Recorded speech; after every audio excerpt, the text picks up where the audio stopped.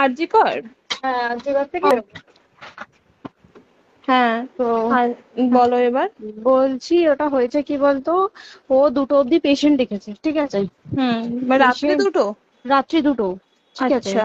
2টো অব্দি পেশেন্ট ডেকেছে, দেখে রুমে এসে অনলাইনে অর্ডার করে 4জন বন্ধু মিলে খেয়েছে, ডিনার হুম করেছে। হুম করে ও খুব টায়ার্ড ছিল, যেহেতু 36 ঘন্টা ডিউটি ছিল, হুম টায়ার্ড ছিল। ও কি করেছে, ওই সেমিনার রুমে গিয়ে হুম শুয়ে পড়েছে একটা রেড কালারের ব্ল্যাঙ্কেট ঢাকা দিয়ে। হুম। কিন্তু তারপরে মানে সেমিনার রুমে এমনি কি তোমাদের ওরকম সেমিনার রুমে তুমি ঘুমানো হয়? মানে আমি যদিও কোনো আইডিয়া নেই, ওই জন্য জিজ্ঞেস করছি। না, এবার একটা রেসিডেন্টাল ডক্টর রুমস থাকে, আচ্ছা। বুঝতে পেরেছিস, তারপরেও সেমিনার থাকে। এবার হুম। সেমিনারে একটা বেড থাকে, আর আচ্ছা ডক্টরস রুমে 2টো 3টে যেরকম বড় ঘর হবে সেরকম বেড পাতা থাকে। আচ্ছা আচ্ছা। মেনলি ডক্টরস রুমে শোয়ার কথা, ঠিক আছে। হুম হয়েছিল কি, ওকে বডিটা পাওয়া গেছে সেমিনার রুমে, হুম কিন্তু ঘুমাচ্ছিল ডক্টরস রুমে। যে হুম রুমটা তোর এখন ভাঙা হয়েছে, দেখেছিস রুমটা ভেঙেছে, হুম হুম হুম হুম, একটা ভিডিও ঠিক দেখছিলাম। বাথরুমের পাশেই, হুম ঠিক আছে। মানে বাথরুমটাকে অজুহাত দিয়ে হুম ওই রুমের দেয়ালটা ভেঙে দিয়েছে। অ্যাকচুয়াল কাণ্ডটা ঘটেছে তোর ইয়েতে, ওই রুমটার ভেতরে, ডক্টর রুমে? ডক্টরস রুমে। ডক্টরস রুমেটা ঘটনাটা ঘটেছে, ওই বডিটাকে তো ডক্টর ধস্তাধস্তি। রুমে ওই দিন আর কেউ ছিল না, খালি মানে অনলি ওই দিদিটাই ঘুমাচ্ছিল? হ্যাঁ, এবার তোকে আমি বলি, অন কলে নিশ্চয়ই একজন থাকবে না, না। ওরা জুনিয়র সিনিয়র মিলে থাকে। এমনকি থার্ড ইয়ার একজন থাকবে, সেকেন্ড ইয়ার একজন থাকবে, হুম প্লাস ফার্স্ট ইয়ারের ইন্টার্নশিপরা যারা থাকে তারা ইন্টার্নরা থাকে। হুম আর চেস্ট এমন একটা ওয়ার্ড হচ্ছে, কোভিড এর পর থেকে প্রায় হামেশাই সবার শ্বাসকষ্ট হচ্ছে, মানে আসছে মানেই শ্বাসকষ্ট হচ্ছে। হুম আর চেস্ট ওয়ার্ড আর চেস্ট মেডিসিন দুটোই হুম পাশাপাশি ওয়ার্ড, হুম ঠিক আছে। হুম। তো কেউ কি শুনতে পায়নি? কেউ শুনতে পায়নি। হ্যাঁ, ওটাই তো আমি ওই দিনকে ওটাই ভাবছিলাম এবার যে। দেখ, ধস্তাধস্তি করাতে একটা নিশ্চয়ই চিৎকার হয়, একটা ভাইলেন্ট হয়, হুম হুম বুঝতে পেরেছিস। হুম তারপরে আবার কি, যে 4জন ওর সাথে খেয়েছে তারা কোথায়, তারা কেন মিডিয়ার সামনে আসছে না? হুম। তাই ঠিকই তো, তো।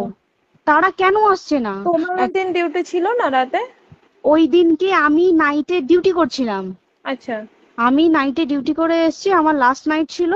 তো আমার হুম তো 3 দিন নাইট থাকে, তিন হুম দিন নাইট থাকার পর লাস্ট নাইট ছিল। লাস্ট নাইটের পর বুধবার আমার লাস্ট নাইট, বুধবার রাতে ঘটনাটা ঘটেছে। হুম আমি বাড়িতে এসেছি, রীতিমতো বাড়িতে এসে শুয়ে পড়েছি। 3টের সময় আমার কাছে ফোন এসছে যে সবাইকে ডেকে পাঠিয়েছে, ইমিডিয়েট আয়। হুম। তখন গিয়ে দেখি আরজি করে এই অবস্থা, পুরো গোটা হাসপাতালকে ডেকে পাঠিয়েছিল। গিয়ে দেখি পুলিশ ছয়লা, মানে। আর ওকে যেভাবে, আমি তো বডিটা দেখেছি রে, মানে হুম আমাদের হুম এখনো পর্যন্ত চোখ থেকে নামছে না। রীতিমতো মনে হচ্ছে মেয়েটা যেন আমাদের পাশে পাশে ঘুরছে, হুম একদম হুম হুম এরকম, মানে মানে অদৃশ্যমান, মানে আমরা এরকম ভাবতে পারছি না যে এরকম ভূত হুম। থাকে বা একটা স্পিরিট থাকে বা কিছু। এখন আমরা বুঝতে পারছি না, ওর আত্মাটা এখনো ঘুরছে আমাদের আশেপাশে। দেখ, ওর আমার তলাটায় না, কিন্তু ওর থেকে ও থাকে 4তলায়, 4তলায় ঘটনাটা ঘটেছে, ঠিক 2টো ফ্লোর নিচেই আমি থাকি, আমার আচ্ছা। রুমটা, ঠিক আছে। কিন্তু তাও আতঙ্কে আমরা মানে একদম স্তব্ধ হয়ে গেছে আর্জিগরটা।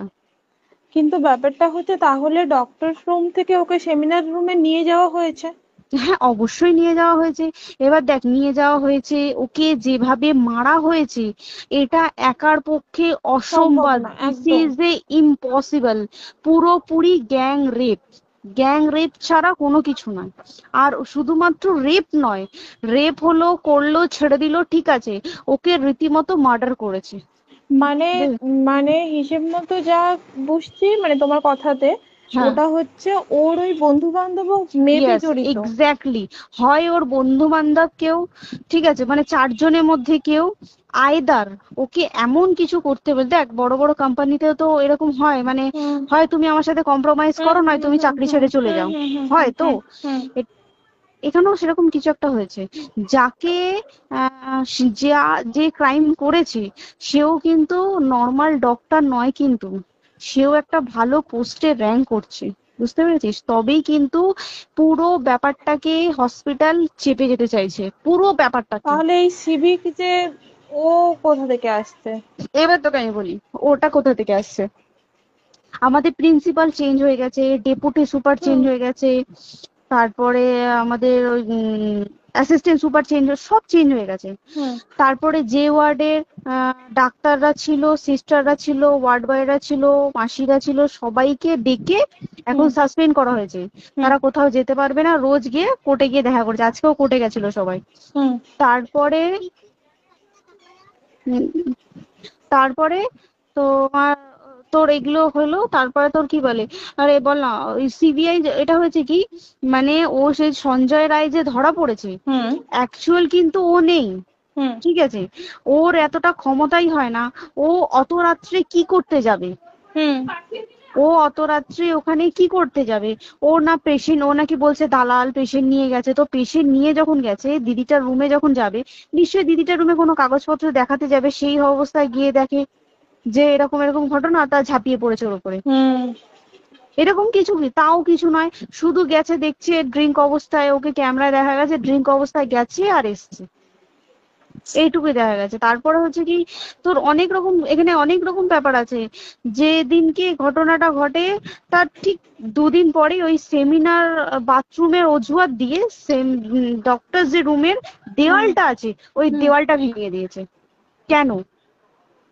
প্রথমে ওকে বললো সুসাইড করেছে, আমাদের যখন ফার্স্ট খবর আসে তখন সুসাইড করেছে।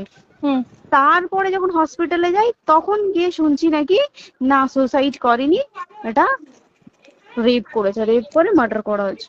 হুম বুঝতে পারলি, এখানে বিশাল বড় একটা গেম চলছে। এবার আর যে ওর উপর কি রাগ ছিল মানে? হ্যাঁ হ্যাঁ হ্যাঁ হ্যাঁ হ্যাঁ হ্যাঁ, একদম আমি তোকে কি বললাম, শোন, তুই যদি কারোর সাথে কম্প্রোমাইজ করি তাহলে তোর পোস্ট হুম বাড়বে, হুম হুম তুই হুম কারোর সাথে কম্প্রোমাইজ করবি না তোকে মার্ডার করে দেবে। মানে মানে ওরকম টাইপের কিছু বলছো তো? এরকমই টাইপের কিছু একটা ছিল। আইদার খুব রাফ, মানে খুব রাগ, খুব মানে খুব ওর উপরে খুব ফ্রাস্ট্রেশন ছিল, যারই ছিল খুব ফ্রাস্ট্রেশন ছিল। শুধু ওকে মারিনি রে, রীতিমতো মার্ডার করেছে। ওর যে ক্ল্যাচারটা ছিল, হুম ওর আমি ইউরিন, শুনেছি এটা।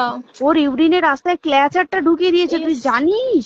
মানে কি বলবো, মানে ওকে দেখা যাচ্ছে না, আমরা তো দেখেছি নিজের চোখে, ওকে দেখা যাচ্ছে না। মানে একটা ব্লিড। মৃত্যু কতটা, মানে এই তো মানে প্রচন্ড কষ্ট পেয়ে একটা মেয়ে মারা গেল না? আর ওর যে গলাটা চেপে ধরেছে, আহ ওর ওই চেপে ধরাতে মানে এতটাই জোরে চেপে ধরেছে যে ওর চোখ ফেটে রক্ত বেরিয়েছে। আহ, ছি, ছি, ছি। বুঝতে পেরেছিস? মানে মানে কি বলতো, যদি ধরা পড়ে না উচিত, মানে যারা এটার সঙ্গে দায়ী না আর এই ওদের। যে সিবিআইটা হয়েছে, সিবিআইটা একমাত্র আমাদের জোরেতেই সিবিআইটা এসছে।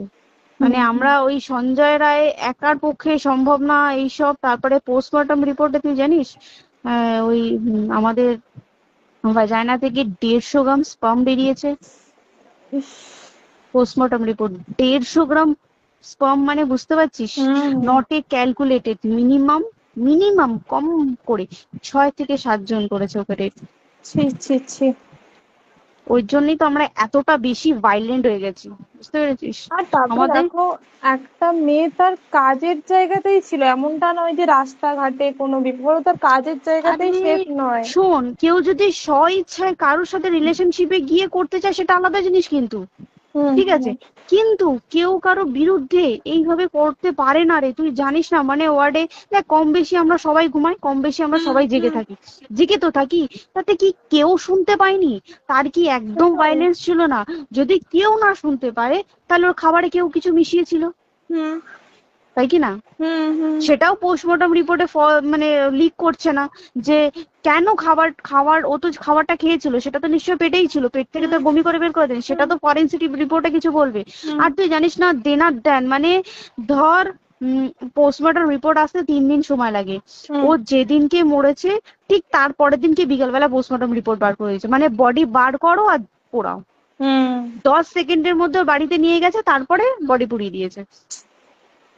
মানে কি বলবো, হসপিটাল, মমতা ব্যানার্জি, সবাই মানে তৃণমূল প্রত্যেক সবাই হুম এটাকে পুরোটাই কেসটাকে চাপা দিতে চাইছে, পুরোটা পুরোটা। তবে তুই ভাব, যে মানুষটাকে এত ক্ষতবিক্ষত ভাবে মেরেছে, তাকে অভিষেক ব্যানার রেপ কি কলকাতায় প্রথম হলো? নয়, হুম বিভিন্ন জায়গায় বিভিন্ন ভাবে রেপ হয়েছে, হুম ধরা পড়েছে, ফাঁসি হ্যাঁ হয়েছে কি হুম জেল হয়েছে।